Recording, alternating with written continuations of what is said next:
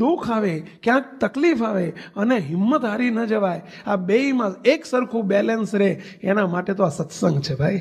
એના માટે આ સંતનો સમાગમ છે, એના માટે મંદિરો છે. આ સત્સંગ સભામાં આવવાની જરૂર શું છે? આ જરૂર છે કે ગમે તેવી પરિસ્થિતિ આવે, શુભ પરિસ્થિતિ આવે, સારા દિવસો આવે, છતાંય છકી ન જવાય. અને ગમે તેવી મુશ્કેલી આવે તો એમાં હિંમત ન હારી જવાય. છકી જવાય તો એ મુશ્કેલી, તોય તે અહમ આવી જાય અને એના રિએક્શન આવે. અને જો હિંમત હારી જવાય તો ગાડીના પાટા ખોદે. બને છે કે નહીં આવું? લોકો ગાડીના પાટા કેમ ખોદે છે? કેમ કેનાલ ખોદે છે? કેમ પંખે લટકી પડે છે? હિંમતમાં બેલેન્સ ના, હિંમત જ્યારે એવો સમય આવ્યો બેલેન્સ ન રાખી શક્યા, સમજણનો અભાવ હતો. અને એ બંને પરિસ્થિતિમાં બેલેન્સ કરી શકવા માટેનો કોઈ ઉપાય, એક જ ઉપાય છે, સત્સંગ, સંત સમાગમ.